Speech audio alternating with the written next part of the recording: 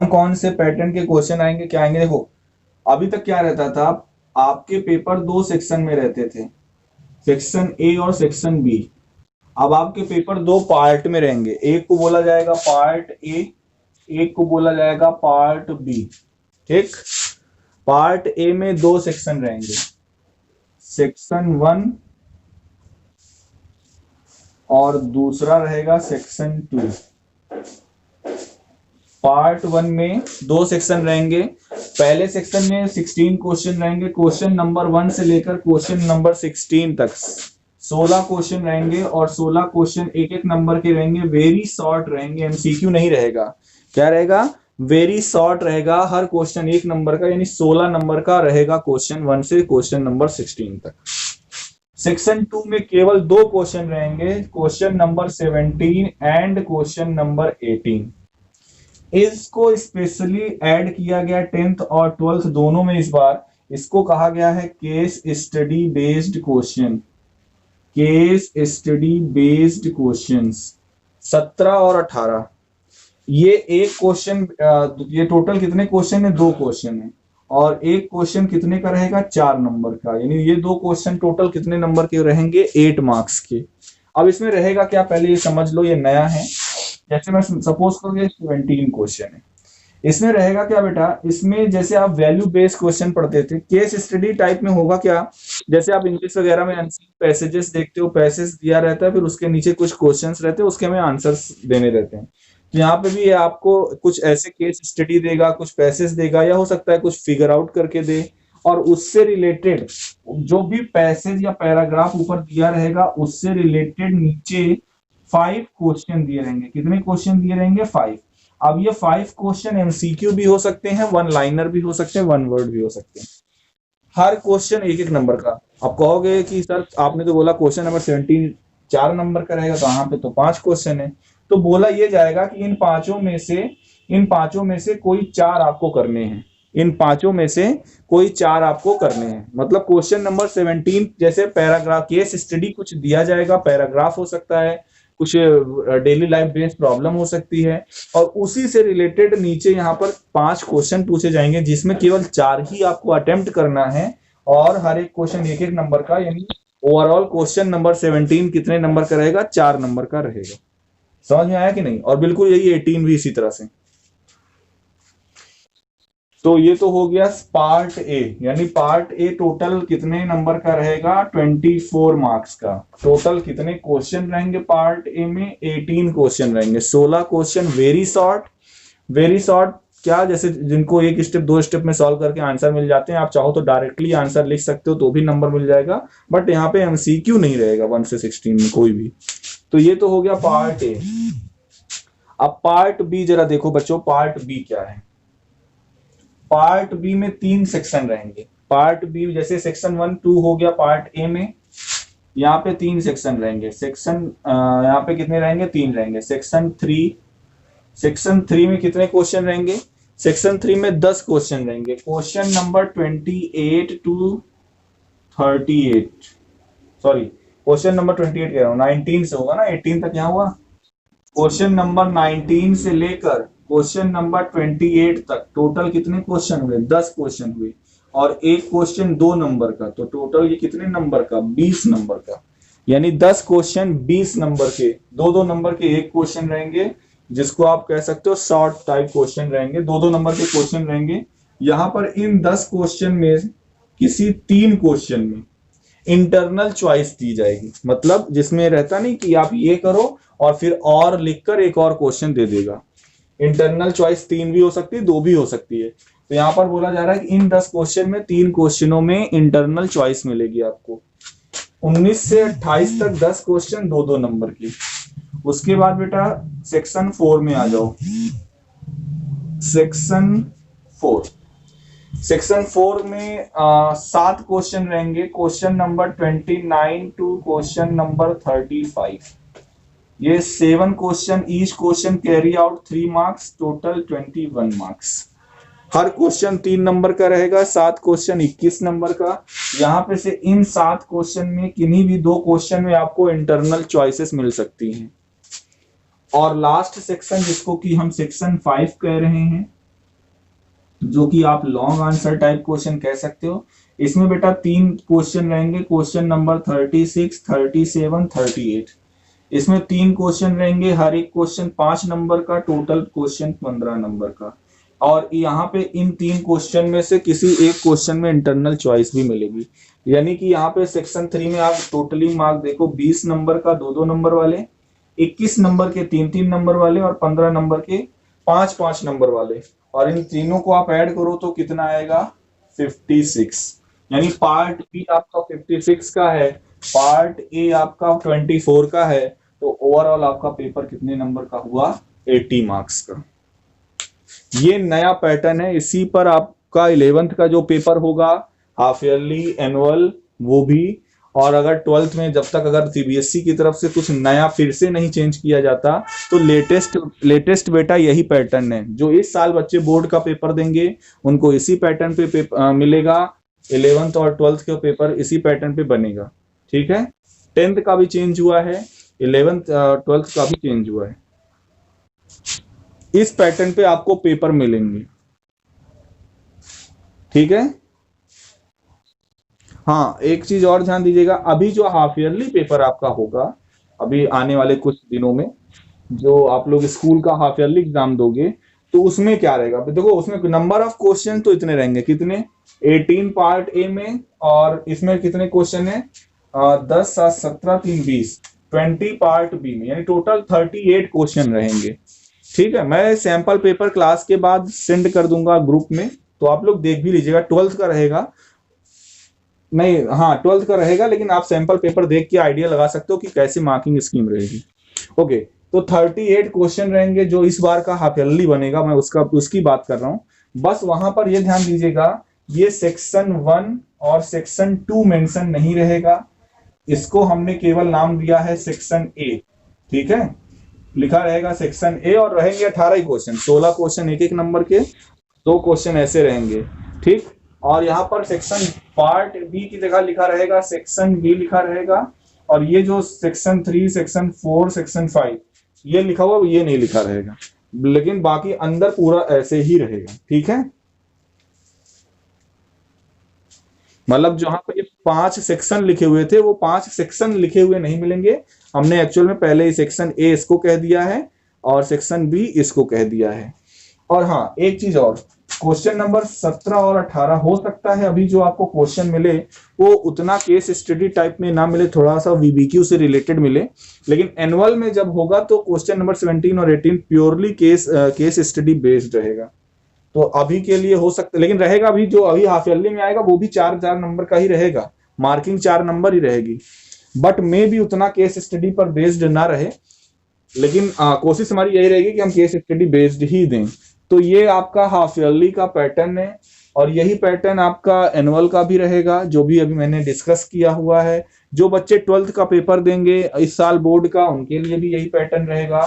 आपके annual exam का भी यही पैटर्न फिलहाल रहेगा, जब तक सीबीएसई की कोई नई गाइडलाइन नहीं आ जाती, तो यानी इस साल तो आपको इसी पैटर्न पे पेपर देना है, तो इसके लिए आप अपने आप को रेडी कर लो। चेंज सभी सब्जेक्ट का हुआ है, मैं अपने सब्जेक्ट का बता रहा हूँ। एनुअल में तो सारे सब्जेक्ट का नए हिसाब से ही बनेगा पेपर। अब हाफ ईयरली में जो टीचर बना चुके होंगे पेपर, तो हो सकता है वो प्रीवियस मेथड से ही दें, बट फिर भी चाहो तो आप कंसर्न कर लेना सब्जेक्ट टीचर से, ठीक है।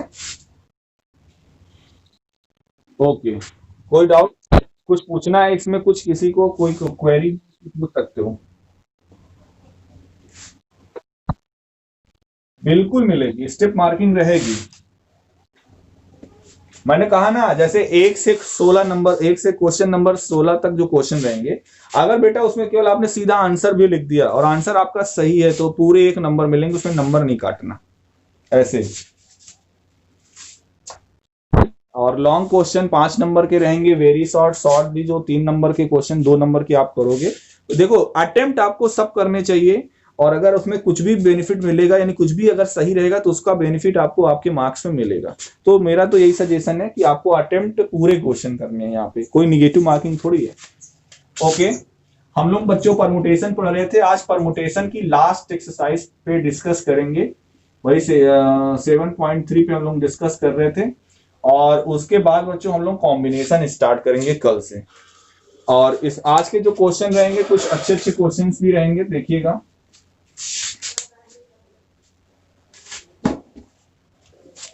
एक्सरसाइज 7.3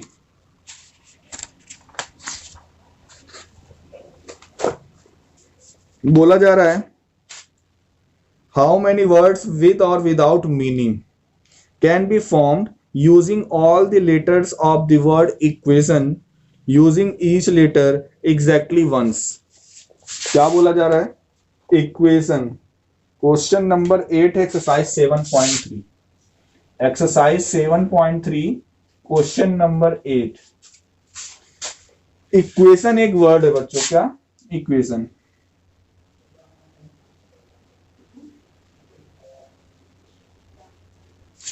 इक्वेशन एक वर्ड है और बोला जा रहा है इससे कितने डिस्टिंक्ट लेटर बन सकते हैं। हाउ मेनी वर्ड्स विद और विदाउट मीनिंग, चाहे वो मीनिंगफुल हो या विदाउट मीनिंगफुल हो। इक्वेशन से कितने, इक्वेशन में जो जो लेटर इस्तेमाल हुए हैं उनसे कितने वर्ड बन सकते हैं विद और without meaning using each letter exactly once. बस हमें ध्यान ये देना है कि एक लेटर को एक बार ही यूज करना है। यहाँ पे कोई लेटर रिपीटेड है बच्चों? जरा देखिए कोई ऐसा लेटर जो रिपीट हो रहा हो।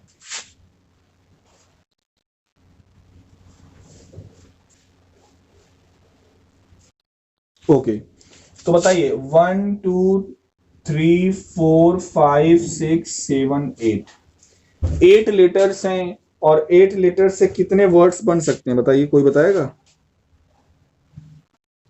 Yes, very good. इसका सीधा आंसर क्या होगा?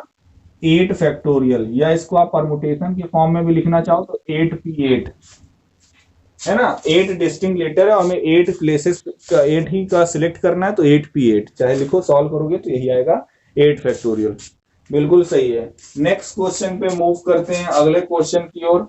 क्वेश्चन नंबर 9 बोला जा रहा है, हाउ मेनी वर्ड्स विद और without meaning can be made from the letters of the words Monday. अगला जो है वो क्या बोला जा रहा है, क्या लेटर है? Monday, MONDAY। Question number 9 Monday.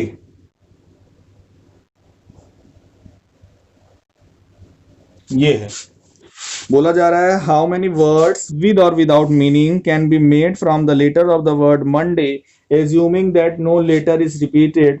पहला condition, if 4 letters are used at a time. आपके पास हैं कितने लेटर? 1 2 3 4 5 6 लेटर्स हैं और आप पहला क्या पूछा जा रहा है, एक बार में आप कितने लेटर को ले सकते हो? केवल 4 लेटर को ले सकते हो। तो कितने ऐसे डिस्टिंक्ट वर्ड्स बनेंगे विद और विदाउट मीनिंग? मीनिंग से हमें मतलब नहीं यहाँ पे किसी को। टोटल 6। हाँ बोलो कितना? नहीं, 6p4। क्या होगा? 6p4। 6 लेटर हैं और 4 को आपको किसी भी 4 को लेके आपको बनाना है। ये हो जाएगा 6 factorial upon n minus r यानी कि 2 फैक्टोरियल। बिल्कुल, इसको अगर आप सॉल्व करोगे तो क्या आएगा? 6 into 5 into 4 into 3 into 2 factorial और नीचे भी 2 फैक्टोरियल से आएगा 30 into 12 that is 360। 360 different words बनेंगे विद और विदाउट मीनिंग वाले, है ना। 6 डिस्टिंक्ट लेटर थे और किन्हीं 4 को लेके हमें वर्ड्स बनाने थे, 4 लेटर को एक बार में। आया समझ में? अब बोला जा रहा है all letter are used at a time. इसका सेकेंड पार्ट, आंसर तो पता ही होगा, बताओ। बिल्कुल सही।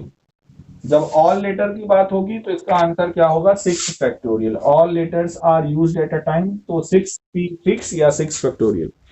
थर्ड वाला बोला जा रहा है all letters are used but first letter is a vowel.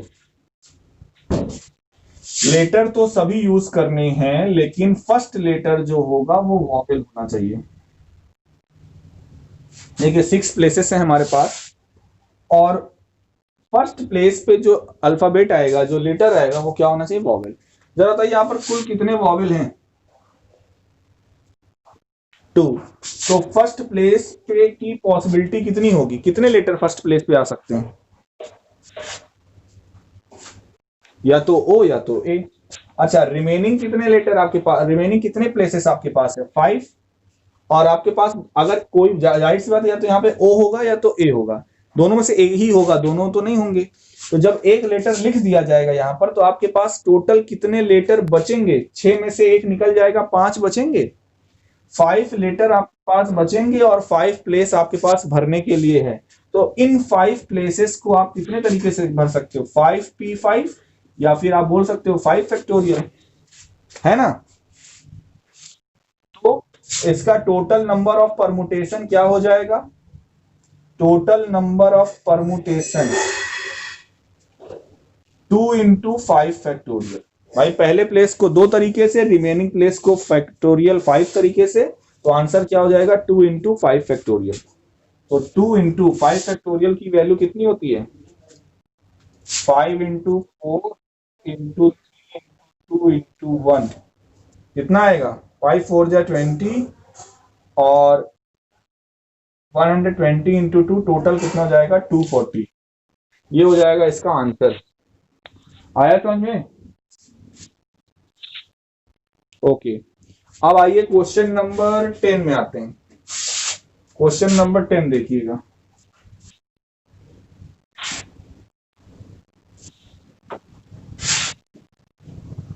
In how many of distinct permutation of letters Mississippi? Question number 10.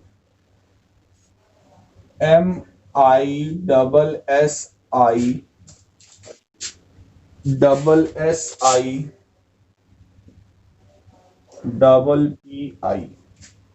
यही है, MISSI ये लेटर्स, इनके मिसिसिपी लिखा हुआ है। बोला जा रही, how many of the distinct permutation of the letter Mississippi do the 4 I's not come together. मतलब कितने ऐसे परमुटेशन बन सकते हैं बच्चों इस वर्ड में इस्तेमाल हुए लेटर से।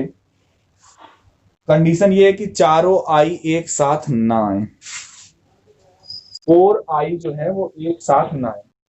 तो सबसे पहले तो हम टोटल लिखेंगे, टोटल कितने डिस्टिंक्ट परमुटेशन बन सकते हैं, टोटल पॉसिबल परमुटेशन, या total number of permutation, total number of permutation from the word, total number of permutation from the above word.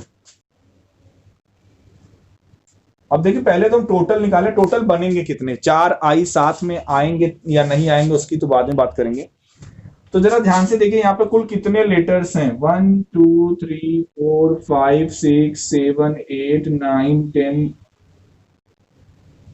1 2 5 6 7 11। कुछ गलत है क्या? 12 थे, 11 कहां से हो गए?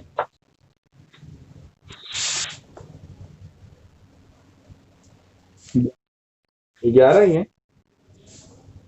1 2 3 4 5 6 7 8 9 10 11। ओके, तो 11 है, ठीक है। अब बोला ये जा रहा है कि कितने बनेंगे, तो टोटल तो पहले क्या लिखेंगे, 11 फैक्टोरियल अपॉन, एक चीज ध्यान दीजिएगा, अगर 11 लेटर हैं और 11 लेटर से आपसे पूछा जाए कि कितने विद और विदाउट मीनिंग वाले, टोटल कितने, सभी लेटर को आपको लेना है, तो विद और विदाउट मीनिंग वाले कितने वर्ड्स बनेंगे, तो आप क्या बोलोगे? 11 फैक्टोरियल बोलोगे कि नहीं?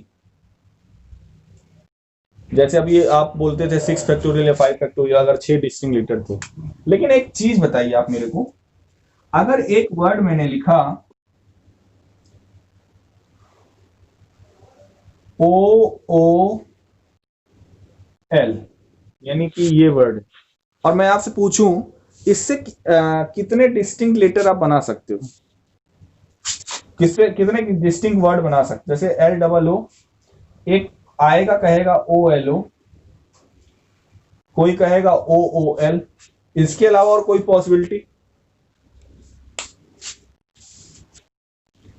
तो अगर LOO था, टोटल लेटर यहाँ पे कितने थे? 3, तो कितने वर्ड पॉसिबल होने चाहिए थे? 3 फैक्टोरियल, और 3 फैक्टोरियल मतलब क्या होता है, 3 2 जा 6।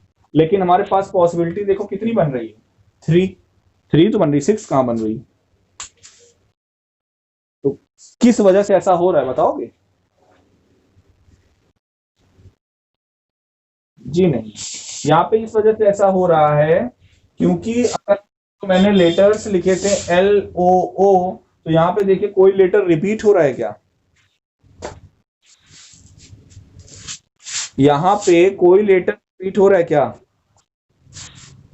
ओ रिपीट हो रहा है, 2 बार ओ रिपीट हो रहा है, इस वजह से ऐसा हो रहा है। अगर इस ओ की जगह पे कोई और लिख देते ना तो 6 पॉसिबिलिटी बन जाती, लेकिन अगर आपने लेटर को रिपीट किया तो आपके नंबर ऑफ परमुटेशन कम हो जाएंगे, क्योंकि आप चाहे इस ओ से स्टार्ट करो चाहे इस ओ से स्टार्ट करो, रहेगा तो वही वर्ड ना, अलग अलग थोड़ी वर्ड रहेगा।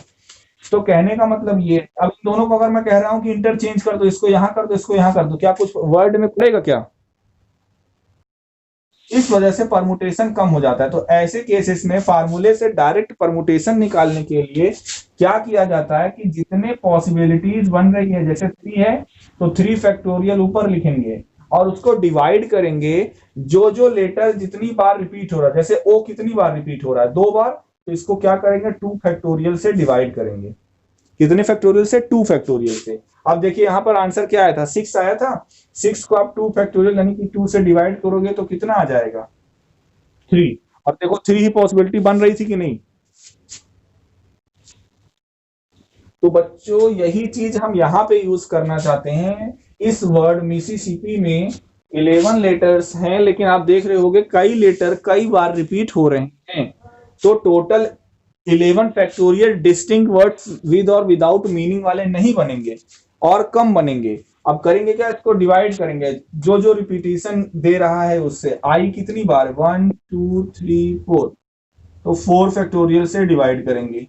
अब देखिए एस भी कितनी बार है? 2 यहां पर 2 यहां पे 4, तो फिर 4 फैक्टोरियल से डिवाइड करेंगे। और कोई रिपीट हो रहा है? पी भी कितनी बार है? 2 बार, तो इसको 2 फैक्टोरियल से भी क्या करेंगे? डिवाइड करेंगे। ये हो जाएगा total number of permutation from the word Mississippi, distinct with और विदाउट मीनिंग वाले। ठीक है, यहां तक समझ में आया? तो मैंने निकाल लिया कि टोटल कितनी पॉसिबिलिटीज होगी, टोटल कितने नंबर मिलेंगे डिस्टिंक्ट वर्ड्स। अच्छा, अब हम क्या लेने जा रहे हैं? When 4 I's comes together. ध्यान दीजिएगा, जब इस तरह से क्वेश्चन पूछा जाए कि कितने नंबर ऑफ परमुटेशन बनेंगे, जब 4 आईज साथ साथ ना आए, when 4 I's not comes together, तो हम कौन सा केस पहले लेंगे? व्हेन 4 आईज कम्स टुगेदर का लेके चलते हैं। ध्यान दीजिएगा, मैं कौन सा केस लेने जा रहा हूं? When all the 4 I's comes together, जबकि हमें ये नहीं निकालना है, फिर भी हम यही निकालने जा रहे हैं। क्या? When 4 I's comes together.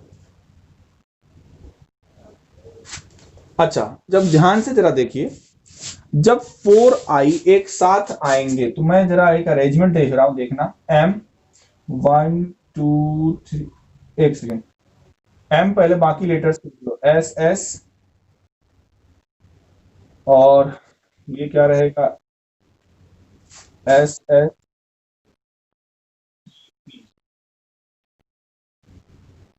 बस। तो कितने लेटर हुए? 1 2 3 4 5 6 7। अब क्या करो, कितने आई हैं? 4 आई, इनको एक साथ लिख दो, 1 2 3 4, और इस पे क्या करो? एक ब्लॉक बना दो। अब मैं इसको केवल एक काउंट करूंगा। कितना काउंट करूंगा? 1। जैसे ये 1 2 3 4 5 6, और इसको मैं क्या कहने जा रहा हूं? 8। अब देखो ये बताओ, अब ये 4 आई एक साथ हैं, इनको आप कहीं पे भी ले जाओ, लास्ट प्लेस पे अभी है, आप इस पे ले जाओ, इस पे ले जाओ, इस पे ले जाओ, तो क्या कोई फर्क पड़ेगा क्या? अब इंटरनल अगर आप देखो, मैं कह दूं इन चारों आई को मैंने पलट दिया, इन चारों आई को मैंने आपस में इंटरचेंज कर दिया, तो कुछ अलग दिखेगा क्या आपको? यही तो पैटर्न दिखेगा। तो व्हेन 4 आईज कम्स टुगेदर, तो total number of then total number of permutation, तब बच्चों टोटल नंबर ऑफ परमुटेशन कितने होंगे? तो ये हो जाएगा 8 फैक्टोरियल अपॉन टोटल कितने डिस्टिंक्ट हमारे हमारे पास ये जो आया, इसको मैंने एक ब्लॉक पे बनाया, ये हमारे लिए एक लेटर है। क्या? आई। वो कितनी बार है, 1000 बार हो, उससे हमें मतलब नहीं है। इसीलिए हमने यहाँ पे काउंटिंग में भी कम किया ना, 7, और इसको कितना माना? 1 माना, तो ये हो गया 8। तो 8 फैक्टोरियल अपॉन, अब यहां पर ये तो 1 है, ये हमारे लिए कितना है? 1 है। अब बाकी में जो रिपीटिशन हो उससे डिवाइड कर दो। एस कितनी बार है, 4 बार है, तो 4 फैक्टोरियल। और पी कितनी बार है, 2 बार है, तो 2 फैक्टोरियल। ये हो जाएगा total number of permutation when 4 ice comes together. यहां तक समझ में आया? अब मैं लास्ट में लिखने जा रहा हूं आंसर। चाहिए क्या था हमें? हमें क्या चाहिए था? Total number of permutation, total number of permutation when 4 i's not comes together। यही चाहिए था क्या हमें?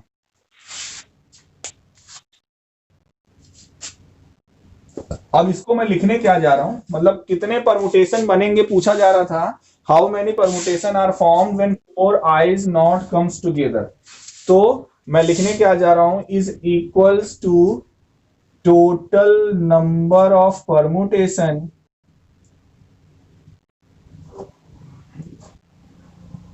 from the word Mississippi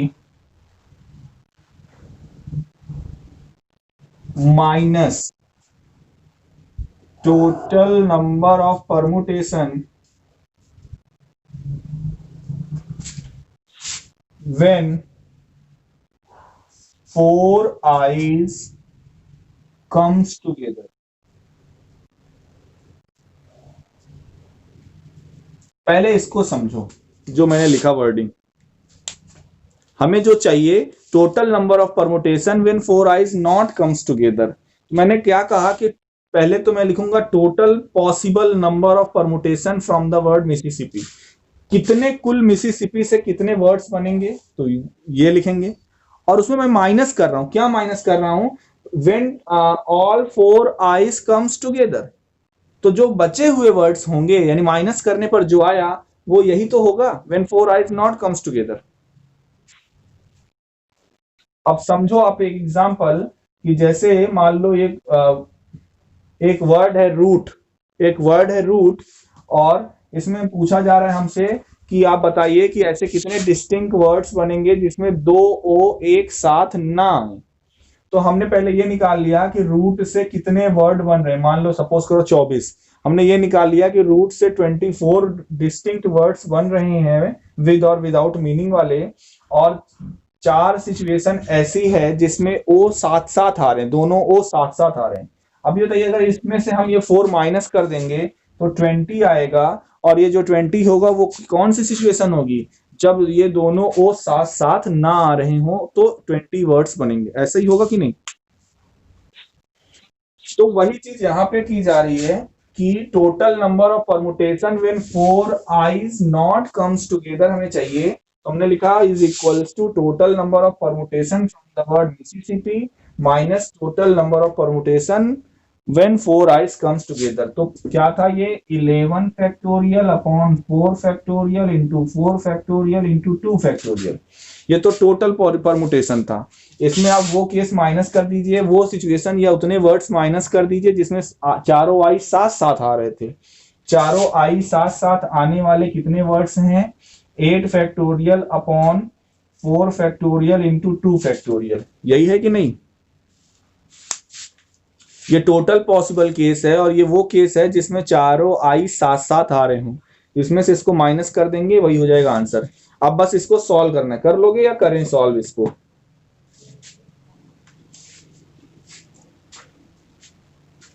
क्यों बताओ हर्षित?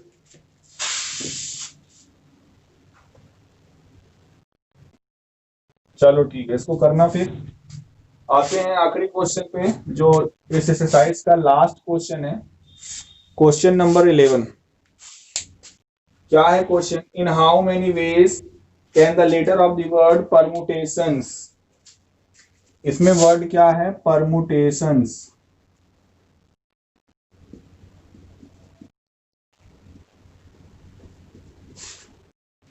ये वर्ड है परमुटेशंस। क्या बोला जा रहा है? इन how many ways can letter of the word permutation be arrange if words start with P and and with S. बताओ पहला केस, कितने परमुटेशन बनेंगे या कितने डिस्टिंक्ट वर्ड बनेंगे जब यहाँ पर उन वर्ड्स की स्टार्टिंग पी से हो और एंडिंग एफ से हो। टोटल कितने लेटर हैं? 1 2 3 4 5 6 7 8 9 10 11 11 और ये 12। हाँ, तो बताइए टोटल कितने ऐसे डिस्टिंक्ट वर्ड्स बनेंगे जिसमें पहला लेटर पी हो और लास्ट लेटर एस हो?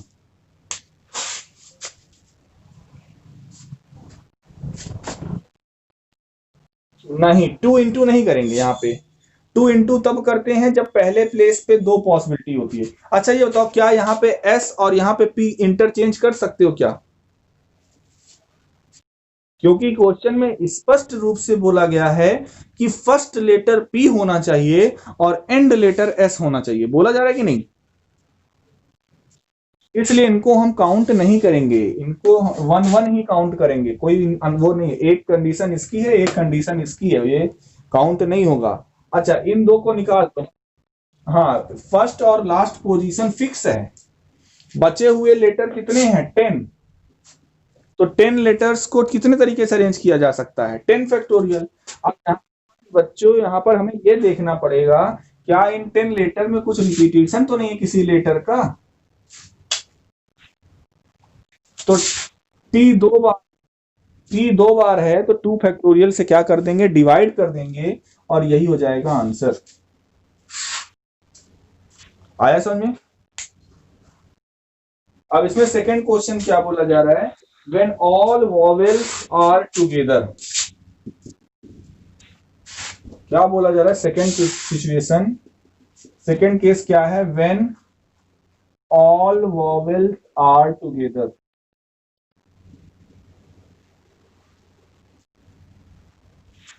सारे वॉवेल्स एक साथ हों। जरा वॉवेल्स बताइए यहां पर हैं कितने? 1 2 3 4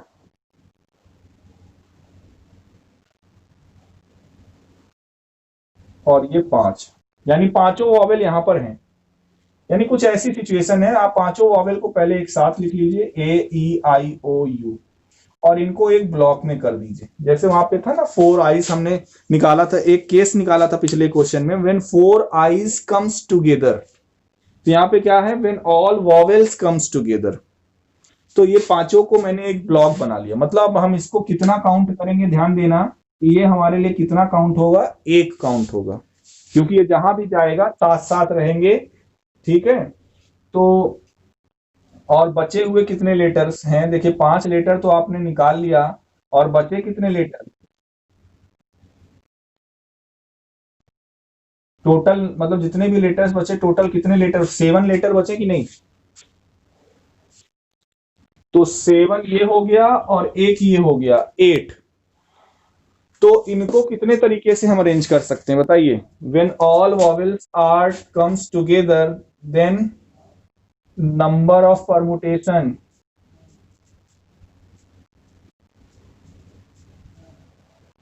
देखो क्या हो जाएगा? 8 फैक्टोरियल। क्यों 8 फैक्टोरियल कर रहे हैं? देखिए 7 ये है और एक ये है। अब ये जो ए ई आई ओ यू है, ये भी तो आप चाहो तो इसको पहले प्लेस पे रखो, चाहे इस ब्लॉक को आप यहां पर रखो। मतलब इसकी भी तो पॉसिबिलिटीज है। आप चाहे इसको इन 7 लेटर्स के बीच चाहे जहां ट्रांसफर करते रहो, है ना? जैसे यहाँ पर 7 प्लेसेस हैं, यहाँ पर जैसे ये 7 प्लेसेस है, 1 2 3 4 5 6 7। अब जैसे यहाँ पे मान लो ये फर्स्ट पोजीशन पे है सारे वॉवेल्स, हो सकता है अगले की सिचुएशन में सारे वॉवेल लास्ट पोजीशन पे हो सकता है अगले केस में सारे वॉवेल ये फर्स्ट प्लेस यहां पर हो जाए और ये वॉवेल सेकंड प्लेस पे आ जाए। ऐसा हो, इस वॉवेल को भी हम 8 जगह मतलब शिफ्ट करा सकते हैं कि नहीं? इसलिए इसको भी काउंट कर रहे हैं। तो 7 ये हो गया, एक ये हो गया, 8 फैक्टोरियल, और अपॉन में अगर कहीं पे कोई रिपीटेशन हो तो इस वॉवेल में तो कहीं पे कोई रिपीटेशन है नहीं, लेकिन जो रिमेनिंग 7 लेटर्स हैं उसमें रिपीटेशन है। क्या रिपीटेशन है? टी का, है ना? टी 2 बार हो यूज हुआ है। ये तो ये पांचवा वॉवेल ये था, टी यहां पर 2 बार यूज हुआ, ये और ये। तो इसको भी क्या करेंगे? 2 फैक्टोरियल से डिवाइड कर देंगे। तो ये सेकंड का हो जाएगा answer. When all vowels are together, तो 8 फैक्टोरियल अपॉन 2 फैक्टोरियल इतने डिस्टिंक्ट विद और विदाउट मीनिंग वाले वर्ड्स बनेंगे। आया समझ में? चलिए अब आते हैं लास्ट सिचुएशन पे, इस क्वेश्चन का last case. There are always 4 letters between P and S। तीसरा सिचुएशन क्या बोला जा रहा है हमसे? There are always 4 letters between P and S। ये सिचुएशन है कि P और S के बीच में हमेशा कितने लेटर हों? 4 लेटर हों। बताइए इसको कैसे करेंगे?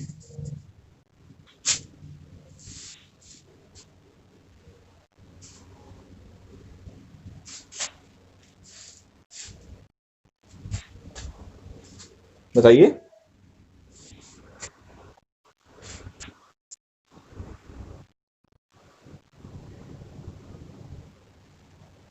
जैसे मान लो P, यहाँ पे मैंने P पहले प्लेस पर हो गया, ये फर्स्ट प्लेस है। यहाँ पे 1 2 3 4, ये सेकंड प्लेस हो गया, ये थर्ड हो गया, ये 4 हो गया, ये 5 प्लेस हो गया। फिर यहाँ पे ये 6th प्लेस आ गया जिसपे S रहेगा। फिर इसी तरह 7 8 9 10 11 12, 7 8 9 10 11 12। अब देखिए P और S के बीच में, यहाँ पर P और S के बीच में 4 लेटर हैं या नहीं, जो अभी मैंने लिखा हुआ है। अब यहां पर हम आप कर क्या सकते हैं, इसको कहां कहां तक शिफ्ट करा सकते हैं। देखो एक तरीका ये हो गया, जब ये यहां पर हो, अब आप क्या कर सकते हो, अगला केस इसका क्या बन सकता है कि पहले प्लेस को छोड़ दो, आपका जो P, जैसे फर्स्ट प्लेस को आप छोड़ दो, कोई दूसरा लेटर आ जाएगा, सेकेंड प्लेस पे आप P लिख दो, और फिर थर्ड फोर्थ फिफ्थ सिक्स, इन चारों को फिर आप कवर कर लो, थर्ड फोर्थ फिफ्थ सिक्स, और अगला लेटर क्या हो जाएगा? S हो जाएगा, जो कि 7th प्लेस पे रहेगा। फिर आगे 8 9 10 11 12, 8 9 10 11 12। एक पॉसिबिलिटी ये भी बन सकती है कि नहीं? अब देखो कर क्या रहे हैं हम, यहां पर सेकेंड प्लेस पे चारों लेटर, देखो सेकेंड प्लेस से स्टार्ट, मतलब ये तब था when P is on the starting position, ये था जब P सेकेंड पोजीशन पे हो। इसी तरह से आप इसको शिफ्ट कराते जाओ, इसको आप शिफ्ट कर, अब अगले केस में P को हम किस पोजीशन पे रख सकते हैं? तीसरी पोजीशन पे रख सकते हैं कि नहीं? तो इस तरह से अगर आप देखो तो इसी तरह से कहां तक देखो आप कर सकते हो, जैसे P को आप कहां तक शिफ्ट करा सकते हो, क्योंकि लास्ट फिर यहां पर क्या होना चाहिए? S हो जाए, तो 1 2 3 4, और यहाँ पे 7th पोजीशन पे P आ जाए। ये 4 लेटर यहाँ पे फिक्स रहे, ये 7th पे P रहेगा, 1 8 9 10 11, ये 4 लेटर हो जाएंगे, और S अंतिम लेटर हो जाएगा। देखो तो फर्स्ट प्लेस से स्टार्ट हो रहा है और 7 प्लेस तक जा सकता है। ये पैटर्न कितने प्लेस तक जा सकता है? 7 प्लेस तक जा सकता है कि नहीं? बोलो। और 7 प्लेस तक जा सकता है, और 7 प्लेस के बाद 7 प्लेस रिटर्न भी तो हो सकता है। कहने का मतलब यहां पर बोला जा रहा है कि 4 लेटर P और S के बीच में होने चाहिए। ये तो नहीं बोला ना P ही इधर हो, S इधर हो सकता है S इधर हो, P इधर हो। तो 7 ऐसे भी बनाया जा सकता है कि S को पहले रखें और P को बाद में रखें, यानी टोटल इस तरह के टोटल कितने पॉसिबिलिटीज बन रही है? 14 पॉसिबिलिटीज बन रही कि नहीं? तो 14 तो ये हो गई, ये तो 14 पॉसिबिलिटीज इसकी हो गई, ठीक है। और उसके बाद क्या करना है?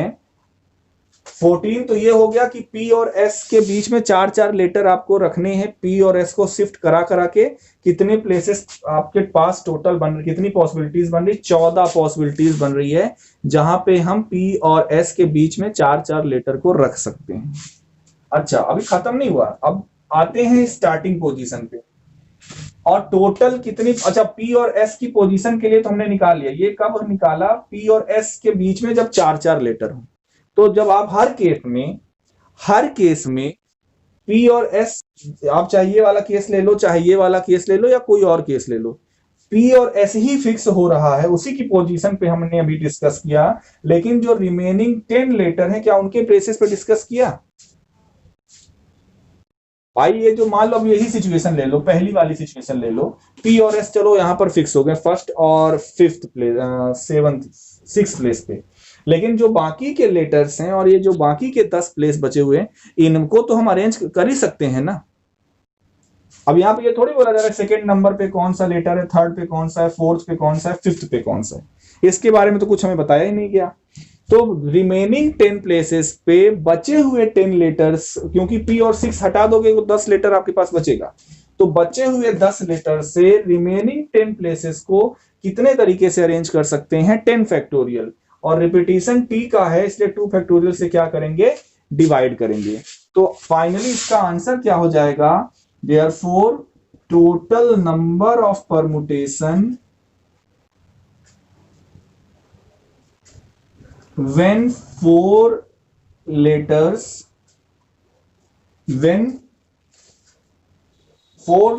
between P and S, when always 4 letters